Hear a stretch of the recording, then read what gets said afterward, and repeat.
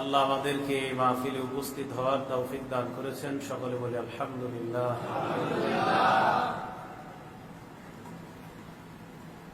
সূরা বাকারার একটি আয়াত আপনাদের সামনে তেলাওয়াত করলাম। আয়াতে আল্লাহ পাক রব্বুল আলামিন ইরশাদ করেন,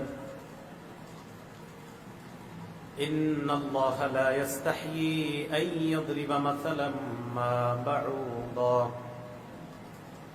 নিশ্চয়ই আল্লাহ লজ্জাবোধ করেন না, কোন মশার দৃষ্টান্ত দিতে আল্লাহ লজ্জাবোধ করেন না। মশা অনেক ছোট, এই মশার দৃষ্টান্ত দিতে আল্লাহ লজ্জাবোধ করেন না। ফামা ফাওকাহা,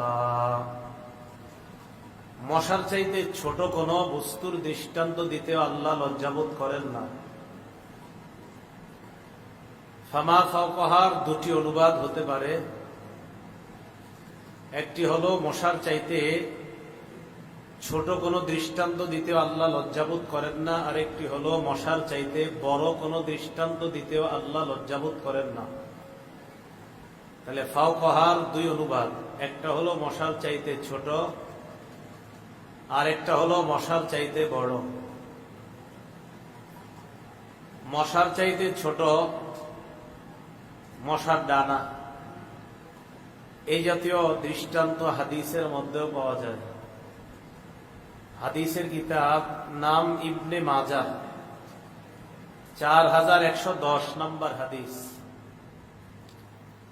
এই হাদিসের বর্ণনাকারী সাহাবার নাম সাহাল ইবনে সাদ রাদিয়াল্লাহু তাআলা আনহু। তিনি বলেন, কুন্না মা রাসূলিল্লাহি সাল্লাল্লাহু আলাইহি ওয়াসাল্লাম বিজিল হুলাইফা। আমরা রাসূল আকরাম সাল্লাল্লাহু আলাইহি ওয়াসাল্লামের সাথে জুল হুলাইফা নামক জায়গায় ছিলাম। ফাইদা হুয়া বিশাতিন মাইয়িতাতিন শাকিলাতিন আলা রিজলিহা।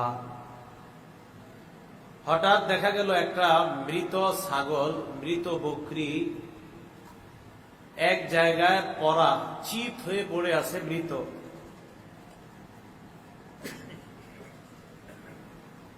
এই মরা বকরি বা মৃত প্রাণীটাকে দেখার পর রাসূল আকরাম সাল্লাল্লাহু আলাইহি সাল্লাম সাহাবাদের দিকে তাকিয়ে বললেন, فقال النبي صلى الله عليه وسلم أترون هذه هينة على صاحبها।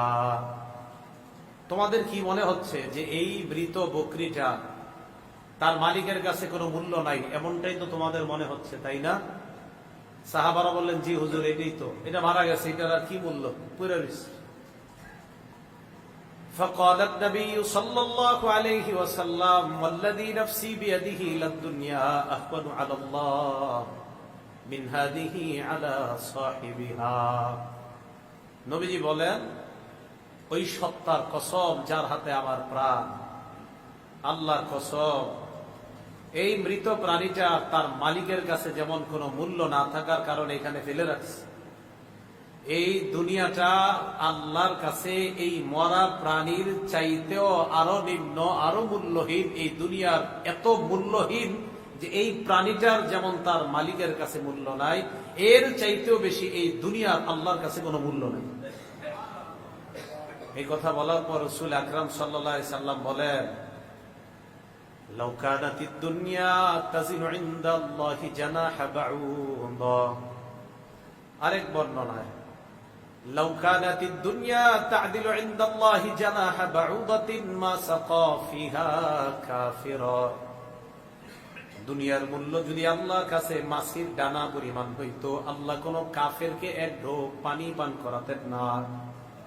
পুরা দুনিয়ার মূল্য আল্লাহর কাছে একটা মাছির ডানা পরিমাণও যদি হতো, আল্লাহ একজন কাফেরকে পানি পান করাতেন না। তাহলে এখান থেকে বোঝা যায় যে মশার ডানা, এই মশার ডানা এটা তো এটার চেয়ে আরো তুচ্ছ, আরো নিম্ন। এই জাতীয় দৃষ্টান্ত হাদিসে পাইলাম, আর কোরআনে পাইলাম যে মশার দৃষ্টান্ত। তাহলে মশার দৃষ্টান্ত দিতে আল্লাহ লজ্জা পায় না। এই আয়াত আল্লাহ কেন নাজিল করলেন? মক্কার মুনাফিকদের দৃষ্টান্ত যখন আল্লাহ কোরআনে আলোচনা করলেন, ফাকালাল মুনাফিকুনা, মুনাফিকরা বলতে লাগলো, মা বালুল আনকাবুতি ওয়াজ যুবাব ইসকাওয়ান। আল্লাহ মাকড়সার কথা, মাছির কথাও কোরআনে কয় আল্লাহ, আর কি কিছু পায় না আল্লাহ? নাউজুবিল্লাহ। মুনাফিকরা বলতে লাগলো যে মশার কথা কোরআনে বলা লাগে, মাছির কথা কোরআনে বলা লাগে। ফানজালাল্লাহু হাযিহিল আয়া, আল্লাহ এই আয়াত নাযিল করে দিলেন, ছোট হোক বড় হোক সামান্য হোক, সত্য কথা বলতে আমার আল্লাহ কখনো লজ্জা পায় না। মশা ছোট, হাতি বড়, তাহলে বড় হোক ছোট হোক, বিষয়টা যদি সত্য হয়, আল্লাহ পাক রব্বুল আলামিন ছোট বড় কম বেশি হোক, সত্য বলতে আল্লাহ কখনো লজ্জা পান না। এই জন্য মশার দৃষ্টান্ত দিতে আল্লাহ লজ্জাবোধ করেন না, মাছির দৃষ্টান্ত দিতে আল্লাহ লজ্জাবোধ করেন না, সামান্যতম দৃষ্টান্ত দিতে আল্লাহ লজ্জাবোধ করেন না। এইগুলো একটা কথা। এখন কথা হলো, আমরা ইমানদাররা এটা চাই না, আমাদের লাভ হইল কি? এই যে আল্লাহ মশার দৃষ্টান্ত দিতে লজ্জা পায় না, আর আমরা যে ইমানদার আমরা জানলাম, তো আমাদের লাভ কি? আল্লাহ বলেন, فَأَمَّا الَّذِينَ آمَنُوا فَيَعْلَمُونَ أَنَّهُ الْحَقُّ مِنْ رَبِّهِمْ। মাকড়সার দৃষ্টান্ত বলো, মশার দৃষ্টান্ত বলো, মাছির দৃষ্টান্ত বলো, পিঁপড়ার দৃষ্টান্ত বলো, মৌমাছির দৃষ্টান্ত বলো, কোরআনের মধ্যে যখন কোন দৃষ্টান্ত ইমানদার পেয়ে যায়, সন্দেহ ছাড়া ইমানদার বিশ্বাস করে নেয়, আমার আল্লাহ যা বলছে সব সত্য কথা আমরা মেনে নিলাম। তাহলে মশার কথা আল্লাহ বলছে সত্য, কারণ আমার আল্লাহ বলছে। হাতির কথা যদি আমার আল্লাহ বলে সত্য, আসমানের কথা আল্লাহ বলছে সত্য, সামান্য পিঁপড়ার কথা আল্লাহ বলছে সত্য। আসমান বিশাল, পিঁপড়া ছোট, আমার আল্লাহ বলছে বাস, ছোট হোক বড় হোক আল্লাহর সব কথা সত্য। এটা আমাদের ইমানদারদের বিশ্বাস, এটা আল্লাহ বললেন। আর কাফের, وَأَمَّا الَّذِينَ كَفَرُوا فَيَقُولُونَ مَاذَا أَرَادَ اللَّهُ بِهَذَا مَثَلًا। যারা বেঈমান, যারা ঈমান আনে না, যারা কাফের, যারা কুফরি করেছে, তারা কয় আল্লাহ এই জাতীয় ছোটখাটো দৃষ্টান্ত দিয়ে কি বুঝাইতে চায়? বলেন নাউজুবিল্লাহ। তো আল্লাহ কি চায়? এই মশার কথা বইলা, মাছির কথা বইলা আল্লাহ কি চায়? আর আমরা ইমানদাররা, আল্লাহ মশার কথা বলুক, মশার ডানার কথা বলুক, আর আসমানের কথা বলুক, আমাদের বিশ্বাস আমাদের রব বলছে, বাস এটা সত্য কথা। আর কাফেররা কয় এইগুলা দিয়ে আল্লাহ কি বুঝায়? এখন আল্লাহ কি বলে দেখেন, ইউদিল্লু বিহি কাসীরা ওয়া ইয়াহদি বিহি কাসীরা। অনেক মানুষকে আল্লাহ এর মাধ্যমে হেদায়েত দেয়, অনেককে আল্লাহ পথভ্রষ্ট করেন। কাউকে আল্লাহ হেদায়েত দেন, কাউকে আল্লাহ পথভ্রষ্ট করেন। ওয়া মা ইউদিল্লু বিহি ইল্লাল ফাসিকিন। এর দ্বারা বেশিরভাগ পথভ্রষ্ট যাদেরকে করেন তারা হলো ফাসিক, বেঈমান, মুনাফিক। এই মুনাফিকরা কোরআনের বিভিন্ন আয়াতের উপর প্রশ্ন উঠায় আর পথভ্রষ্ট হয়ে যায়। বলেন নাউজুবিল্লাহ। তাহলে মশার চাইতে ছোট কোন দৃষ্টান্ত যদি আল্লাহ দেয়, ইমানদারদের বিশ্বাস এটা সত্য কিনা? এখন কথা হলো, মশার চাইতে ছোট, ফাওকহার অনুবাদ মশার চাইতে বড় হয়। একটা তো মশার চাইতে ছোট জানলাম, আবার এটার অনুবাদ ফাওকহার অনুবাদ মশার চাইতে বড় হয়। দলিল মুসলিম শরীফ একটা হাদিসের কিতাবে 2572 নম্বর হাদিস, 2572। আমাদের মাদ্রাসার পাঠ্যপুস্তক অনুসারে মোট হাদিস সংখ্যা হবে 3033টা। এই হাদিসের মধ্যে রাসূল আকরাম সাল্লাল্লাহু আলাইহি সাল্লামের বিবি আম্মাজান আয়েশা সিদ্দিকা রাদিয়াল্লাহু তাআলা আনহা মিনায় অবস্থান করতেছেন।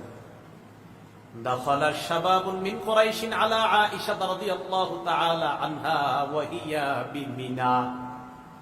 একদল কুরাইশের যুবক আম্মাজান আয়েশা সিদ্দিকা রাদিয়াল্লাহু তাআলা আনহার কাছে আসলেন। ওয়া হুম ইয়াদহাকুন। তারা যখন আম্মাজান আয়েশার কাছে আসছে, তারা হাসতেছিল, যুবকরা হাসতেছিল। আম্মাজান আয়েশা প্রশ্ন করলেন, মা ইউদহিকুকুম, কি ব্যাপার তোমরা হাসো কেন? তাই এই অভ্যাসটা কিন্তু আম্মু মাঝে আসে, কি কেউ যদি কোথাও পড়ে যায়, পিছলা খেয়ে পড়ে যায়, আমরা হাসাহাসি শুরু করে দিই। কোন বেচারা সাইকেল চালায় যাইতেছে, হঠাৎ রাস্তায় ঘুরে গেছে, আমরা হাসাহাসি শুরু করি, এরকম হয়। আম্মাজান আয়েশা বললেন, তোমরা হাসো কেন? যুবকরা জবাব দেয়, আম্মাজান খাররা ফুলানুন আলা তুরুবি ফুস্তাত। অমুক জায়গায় এক ব্যক্তি তাঁবুর রশির মধ্যে পড়ে গিয়েছে, পড়ে যাওয়ার পর কাদাত আইনুহু আও উনকুহু আন তাযহাবা, তার চোখে অথবা গলার মধ্যে আঘাত খাওয়ার উপক্রম হয়েছে। এটা দেখে আমরা হাসাহাসি শুরু করলাম। তাঁবুর রশির মধ্যে লাগিয়ে পড়ে গেছে আম্মাজান, আমরা হাসতেছি। আম্মাজান আয়েশা সিদ্দিকা বললেন, এটা তোমরা কি করলা? আল্লাহ নবী বলেন, মা মিন মুসলিমিন ইউশাকু শাওকাতান ফামা ফাওকাহা। বুঝলেন অনুবাদ?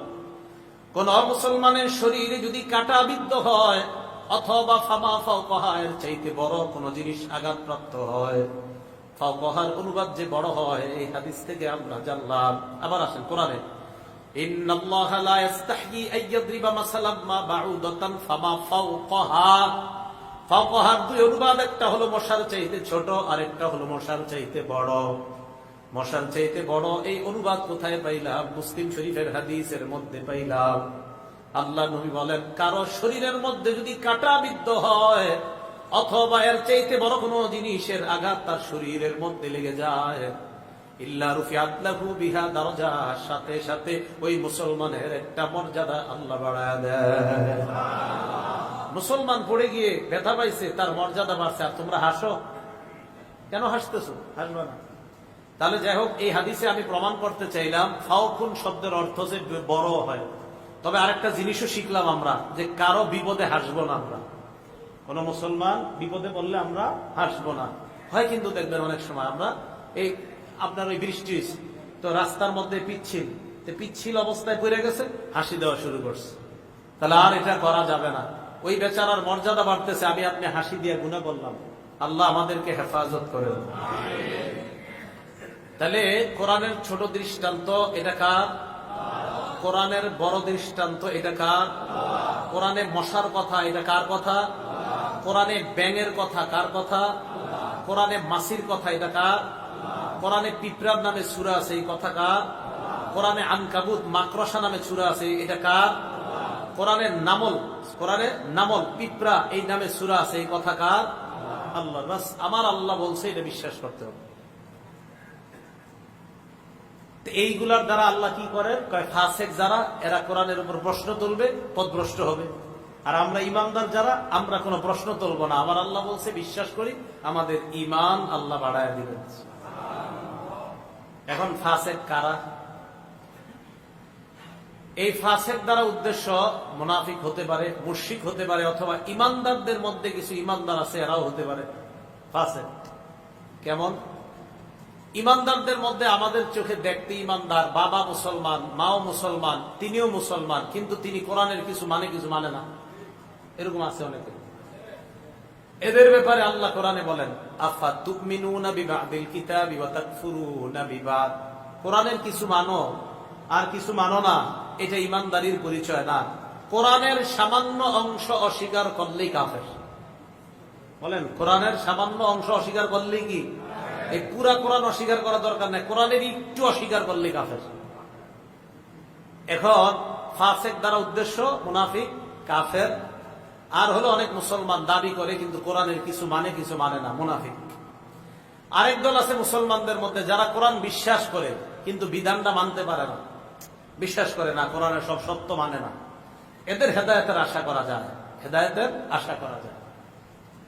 ফাসেক শব্দের অর্থ কি? ফাসেক শব্দের একটা অর্থ হুয়াল খারিজু আনিত তাআত, যেই ব্যক্তি আনুগত্য থেকে বের হয়ে যায় তাকেই ফাসেক বলা হয়। যেই ব্যক্তিরা আল্লাহ বলছে আনুগত্য করো, ইবাদত করো, তো যে আনুগত্য থেকে বের হয়ে যায় তাকেই ফাসেক বলা হয়। এই জন্য ছোট ইঁদুর, এই যে ছোট ছোট ইঁদুর, যে ইঁদুরগুলো আপনাদেরকে ডিস্টার্ব করে, ঘরে ডিস্টার্ব করে, বিভিন্ন জিনিস ডিস্টার্ব করে, এই ইঁদুরকে বলা হয় ফাসিকা। কি বলা হয়? ছোট ফাসেক। কি ফাসেক? এই ছোট ফাসেক, এটা বলা হয় দুষ্ট ইঁদুর। দুষ্ট ইঁদুরকে বলা হয় ফাসিকা, ছোট ফাসেক। নাসাই শরীফের এক হাদিসের মধ্যে আছে 2881 নম্বর হাদিস, 2881। ক্বালা রাসূলুল্লাহ সাল্লাল্লাহু আলাইহি ওয়াসাল্লাম, আল্লাহ নবী বলেন, খামসু ফাওয়াসিক ইউক্তালনা ফিল হিল্লি ওয়াল হারাম। 5টা ফাসেক প্রাণী আছে, এই ফাসেক প্রাণীদেরকে মক্কা শরীফের ভিতরে যেই জায়গায় হত্যা হারাম, রক্তপাত করা হারাম, ওই জায়গায় তাদেরকে মেরে ফেলা যায়। রক্তপাত করা যেখানে হারাম, হিল এটাকে হারাম বলা হয়। হারামের একটা এরিয়া আছে কাবা শরীফের পাশে, তো এই জায়গায় রক্তপাত করা জায়েজ নাই। কিন্তু 5 শ্রেণীর দুষ্ট প্রাণী আছে, এদেরকে মারা জায়েজ আছে। এদেরকে ওই জায়গায় মারা কি আছে? এদেরকে বাহিরে মারাও জায়েজ আছে, সেখানে মারাও জায়েজ আছে। 1 নাম্বার আল গুরাব, কাক। কি বলেন তো? আপনারা আবার যে কোনো কাকে মেরে নেন না, এটা ওই জায়গার কথা, মানে দুষ্ট, এরা খুব দুষ্টামি করে। 2 নাম্বার আল হিদআহ, শুকুর। হ্যাঁ, শুকুর ওই জায়গায় ডিস্টার্ব করে। 3 নাম্বার আল আনকুর, আল কালবুল আনকুর। কালবুল আনকুর মানে হলো দংশনকারী কুকুর। এটা ভালো কুকুর, একটা দংশনকারী, এটা খালি ডিস্টার্ব করে। তো ওই জায়গায় যদি এরকম থাকে, এটা মারা যায় আছে। এটাকে হাদিসে বলা হয়েছে ফাসেক। এই কুকুর কি বলা হয়েছে? এই কাককে বলা হয়েছে ফাসেক, এই কুকুরকে বলা হয়েছে ফাসেক। আর একটা কি রাসূল সাল্লাল্লাহু আলাইহি শুকর, এটাকে বলা হয়েছে ফাসেক।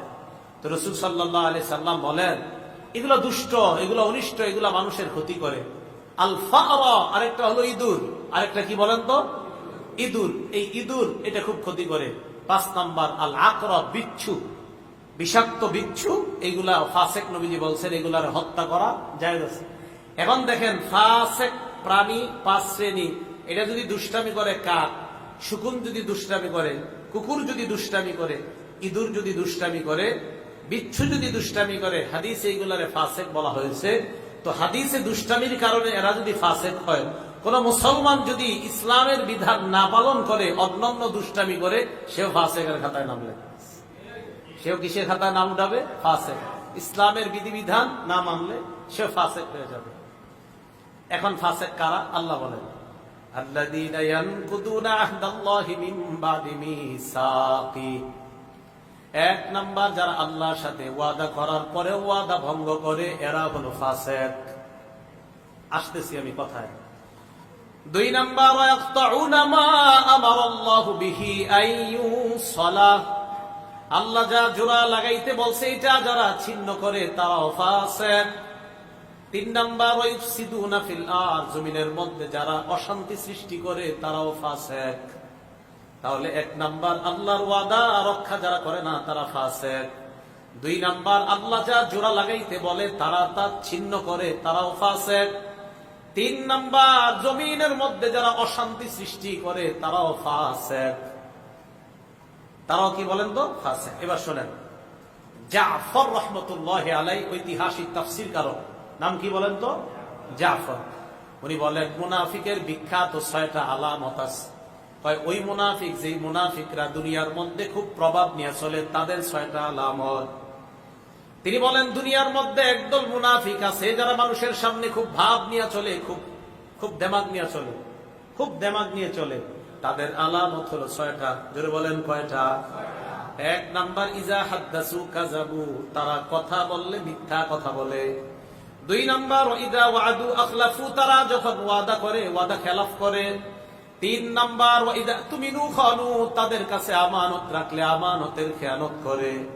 4 নাম্বার ওয়ানাকাদু আহদাল্লাহ, তারা আল্লাহর সাথে যে ওয়াদা করে ওই ওয়াদা তারা ভঙ্গ করে। 5 নাম্বার ওয়াকাতউ মা আমারাল্লাহ, আল্লাহ যা জোড়া লাগাইতে বলে এটা ছিন্ন করে। 6 নাম্বার ওয়াফসাদু ফিল আরদি, দুনিয়ার মধ্যে অশান্তি সৃষ্টি করে। এটা হলো দুনিয়ার মধ্যে প্রভাব বিস্তারকারী মুনাফিকের এই 6টা আলামত।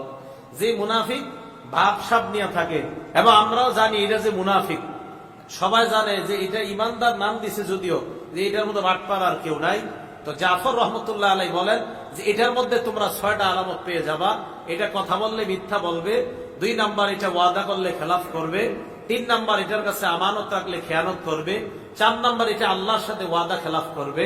5 নাম্বার আল্লাহ যা জোড়া লাগাইতে বলছে এটা তারা ছিন্ন করবে। 6 নাম্বার এটা জমিনের মধ্যে ফাসাদ সৃষ্টি করবে। এটা চিহ্নিত মুনাফিকের 6 আলামত। কি মুনাফিক? মানে যারা আমরা চিনি।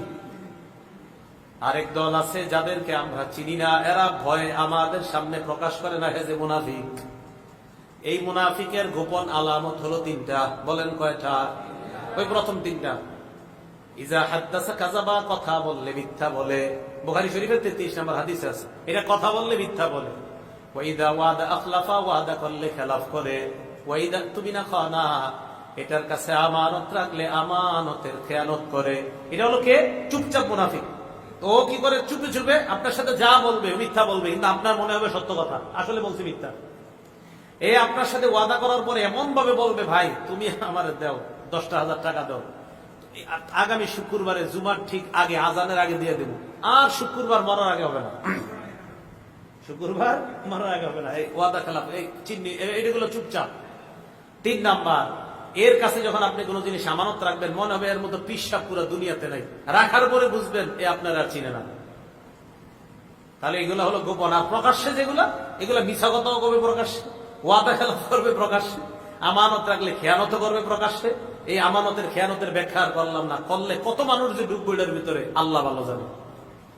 আর হলো আপনার আল্লাহর সাথে ওয়াদা খেলাফ করবে, আর আল্লাহ যা জোড়া লাগাইতে বলছে এটা ছিন্ন করবে, জমিনে অশান্তি সৃষ্টি করবে।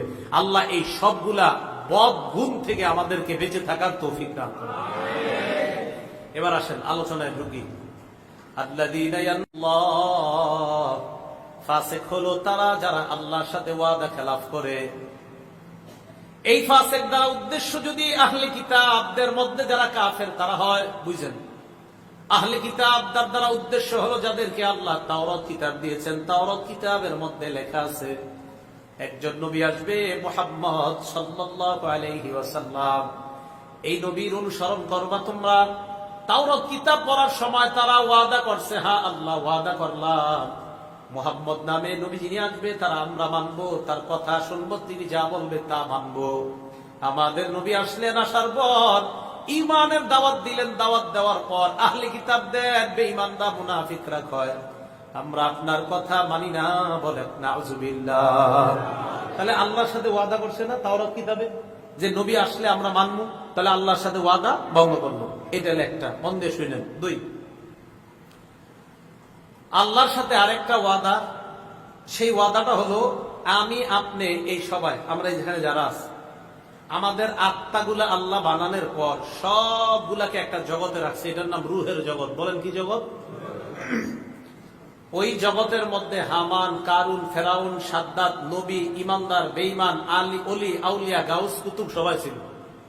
এখন আল্লাহ সবার সামনে এসে বলছে আলাস্তু বিরাব্বিকুম, আমি কি তোমাদের রব না? সবগুলা আত্মা একসাথে জবাব দিয়েছে ক্বালু বালা শাহিদনা, মাবুদ আমরা সাক্ষী দিলাম আপনি আমাদের রব, আমরা আপনাকে রব হিসাবে মেনে নিলাম। রব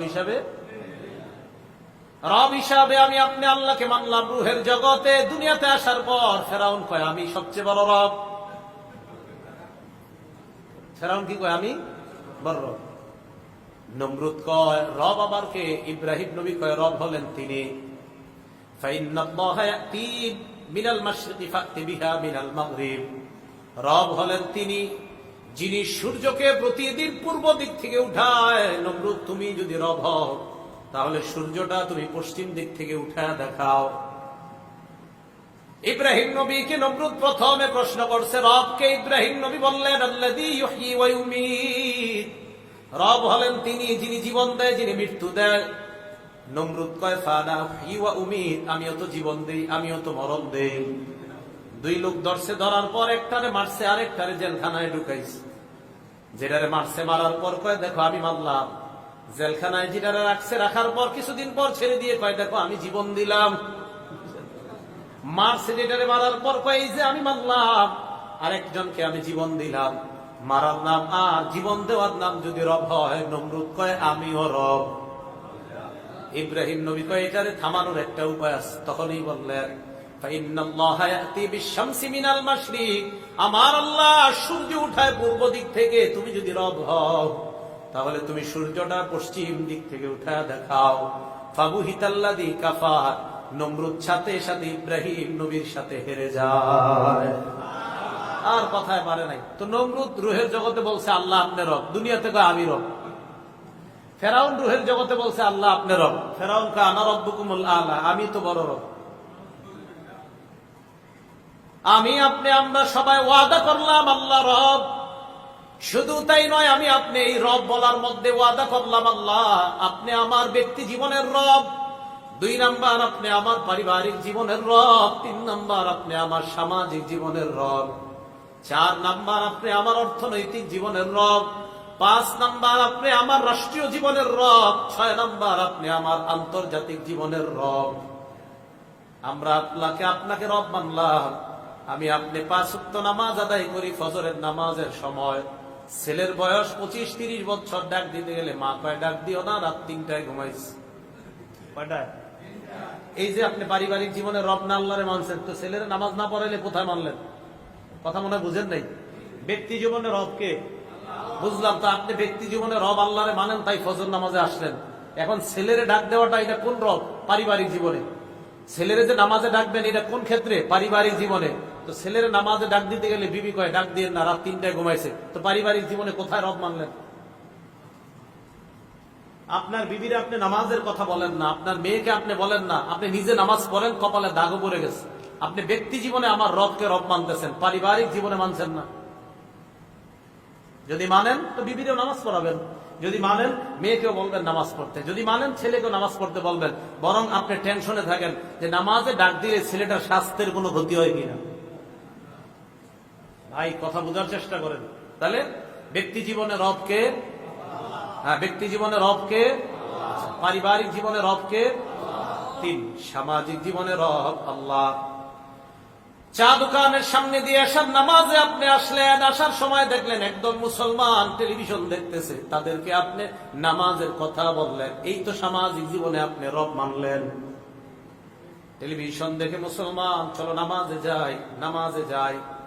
সমাজের কয়টা মুসলমানরে আপনি নামাজের দাওয়াত দিয়েছেন, হুজুর একজনরেও দেই নাই। তো আপনি না আল্লাহর সামাজিক জীবনেও রব মানছেন। যদি মানেন তাহলে মানুষকে কেন দাওয়াত দেন? 4 নাম্বার বলেন অর্থনৈতিক জীবনের রব কে? জোরে জোরে বলেন কে? তাহলে সুদ খান কেন? হ্যাঁ, এই তো ধরা খেয়ে গেলেন। তো সুদ খান কেন? আল্লাহ না অর্থনৈতিক জীবনের রব, তো সুদ মানুষ কেন খায়? বেশি টাকার জন্যই তো, নাকি? তো আপনারা রব মানছেন আল্লাহরে, আল্লাহ তো আপনার ব্যবস্থা করবে, তাহলে আপনি অতিরিক্ত এই সুদ হারাম কেন খান? তাহলে অর্থনৈতিক জীবনে রবকে যদি বলেন আমি আল্লাহরে অর্থনৈতিক জীবনে রব মানলাম, তাহলে কোন মুসলমান সুদ খাইতে পারে না। কারণ আমার অর্থনৈতিক জীবনে কি হবে না হবে জানে আমার আল্লাহ। আমি হালাল পথে চেষ্টা করে যাব, দেওয়া না দেওয়ার মালিক হলেন আমার আল্লাহ। এই অর্থনৈতিক জীবনের রব।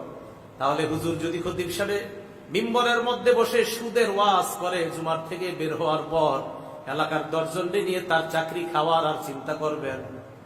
হ্যাঁ করবেন? চাকরি খাওয়ার চিন্তা? সারাই সুদের ওয়াজ করলেই পরের দিন এলাকায় শুরু হয়ে যায় কি হুজুর আর ওয়াজ খুঁজে পায় না, হুজুর আর ওয়াজ খুঁজে পায় না। আরে 20 বছর উনি খতিব মসজিদের, তো 20 বছর পরে একদিন সুদের ওয়াজ শুরু করছে। তো হুজুরে বলতেছে ভাই কিছু হারামের সম্পর্ক মুখের সাথে, কিছু হারামের সম্পর্ক খাদ্যের সাথে, কিছু হারামের সম্পর্ক আত্মীয়তার সাথে, কিছু হারামের সম্পর্ক আমলের সাথে হুজুর ওয়াজ শুরু করছে। এই এলাকায় শুরু হয়ে গেছে, হুজুর আপনি 20 বছর তো ভালোই ছিলেন, ইদানিং আবার কি শুরু করলেন এক ওয়াজ, খালি হারাম আর হারাম, হারাম আর হারাম, এই ওয়াজ কেন শুরু করছেন? তাহলে মন থেকে বলেন আমাদের অর্থনৈতিক জীবনে রব কে? তাহলে আমার জীবনে প্রত্যেকটা অর্থ 1 টাকা হোক, 100 হোক, 1 কোটি হোক, এটা কি হালাল হবে না হারাম হতে হবে? হারাম। হারাম হতে, যদি হারাম হয় 1 টাকা, আর যদি হারাম হয় 1 টাকা, তাহলে বলেন তো এই হারাম 1 টাকা হওয়া মানে এটা সুদের অন্তর্গত বা যে কোনো পন্থায় এটা হারাম হওয়া। আর এই হারামটা আমি আমার পকেটে ঢুকাবো না। কেন? কারণ আমি আমার অর্থনৈতিক জীবনেও রব মেনে নিয়েছি কাকে? আমার আল্লাহ আমার হালাল রিজিকের ব্যবস্থা করবেন। 4, 5 আপনি আমার রাষ্ট্রীয় জীবনের রব। রুহের জগতে বলছি আল্লাহ আপনি আমার রব, মানে আপনি আমার রাষ্ট্র জীবনের রব। রাষ্ট্রের মধ্যে যেন কোরআন সুন্নাহ কায়েম হয়ে যায়। কয়দিন দোয়া করছেন? বুঝেন? কোরআন বুঝেন? বুঝেন না। রাষ্ট্রীয় জীবনে যেন রব হয়, কয়দিন দোয়া করছেন? উল্টা আপনারা কোন হুজুর ওটা কি ইসলামের মধ্যে আছে? এই যে আপনারা গৌরীপুর গেলেন, নবীজির ব্যঙ্গ করার প্রতিবাদে মিছিল করলেন, এটা কি ইসলামে আছে? আপনি শুরু করে দিয়েছেন এই কথা।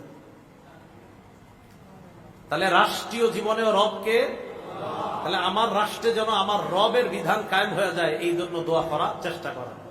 6 নাম্বার আন্তর্জাতিক জীবনে রবকে। এই জন্য সারা পৃথিবীর মধ্যে যেন ইসলাম কায়েম হয়ে যায় এই চেষ্টা করা। কেন? কারণ ইসলাম যদি পুরো দুনিয়ার মধ্যে কায়েম হয়ে যায় তাহলে পুরা দুনিয়াটা শান্তিময় দুনিয়া হয়ে যাবে। ইসলাম শান্তি, তাহলে রাষ্ট্রে ইসলাম কায়েম হওয়া মানে শান্তি কায়েম হওয়া। ইসলাম এমন এক ধর্ম যেই ধর্ম সকল ধর্মের মানুষের শান্তি নিশ্চিত করে। এই ধর্মের নাম কি? মনে থাকবে তো? তাহলে এবার সুন্দরভাবে বলেন, আমার ব্যক্তি জীবনে রবকে, পারিবারিক জীবনে রবকে, সামাজিক জীবনের রবকে, অর্থনৈতিক জীবনের রবকে, রাষ্ট্রীয় জীবনের রবকে, আন্তর্জাতিক জীবনের রবকে। তো মাশাআল্লাহ বুঝে আসছে। তো রুহের জগতে আমরা বলছি আল্লাহ আপনি আমাদের রব। এবার আল্লাহ কয় আল্লাযীনা ইয়ানকুদুনা আহদাল্লাহি মিন বাদি মিসাকিহি, আল্লাহর সাথে ওয়াদা করার পর যারা ওয়াদা ভঙ্গ করে তারা হলো ফাসিক। এই মিয়া তোমরা না আমার সাথে ওয়াদা করছো আমি তোমাদের রব, তোমরা কিভাবে এই ওয়াদা ভঙ্গ করো? যদি ওয়াদা ভঙ্গ করো তাহলে তোমরাও ফাসিক। এই হলো আরেকটা। তাহলে ওয়াদা ভঙ্গ করা যাবে না। এবার আসেন আরেকটা কি? ওয়াদা ভঙ্গ দ্বারা উদ্দেশ্য মুফাসসিরিনে কেরাম লেখছেন ইমতিসালু আওয়ামিরিল্লাহ ওয়াল ইজতিনাবু আন নাওয়াহিল্লাহ। আল্লাহর সাথে ওয়াদা হলো আল্লাহর সমস্ত পালনীয় বিধানগুলা পালন করা, আল্লাহর সমস্ত নিষিদ্ধ বিষয়গুলা থেকে বেঁচে থাকা। আল্লাহর সাথে ওয়াদা মানে হলো আল্লাহর আদেশগুলা পালন করা, আল্লাহর নিষেধগুলা থেকে বেঁচে থাকা। বাংলাটা বলেন, আল্লাহর সাথে ওয়াদা মানে আল্লাহর আদেশগুলা পালন করা, মেনে নেওয়া, আর আল্লাহর নিষেধগুলা থেকে বেঁচে থাকা। এবার সূরা হাশরে যাইতে হলে আল্লাহ বলেন মা আতাকুমুর রাসূলু ফাখুযুহু, নবী তোমাদেরকে যা দিয়েছেন তোমরা তা গ্রহণ করো। ওয়া মা নাহাকুম আনহু ফান্তাকু, নবী যা থেকে নিষেধ করেছেন তা থেকে তোমরা বিরত থাকো। তাহলে নবী যা দিয়েছেন তা গ্রহণ করার ওয়াদা, আর নবী যা থেকে আমাদেরকে নিষেধ করেছেন তা থেকে আমরা বিরত থাকবো, এই ওয়াদা। ঠিক আছে তো? এখন নবীর কথা যে আমরা মানব, গ্রহণ করব, আর নবী যা থেকে নিষেধ করেছেন তা থেকে আমরা বিরত থাকব, এই ব্যাপারে আমরা আল্লাহর সাথে ওয়াদা করলাম। এখন নবী আমাদেরকে যা দিবে আমরা গ্রহণ করতে রাজি আছি ইনশাআল্লাহ। আমাদের নবী দুনিয়ার মধ্যে আমাদের জন্য দুইটা জিনিস রেখে গেছেন। বলেন কয়টা? এক নাম্বারের নাম কোরআন। বলেন কি? দুই নাম্বার সুন্নাহ। বলেন দুই নাম্বার। এক নাম্বার, দুই নাম্বার সুন্নাহ।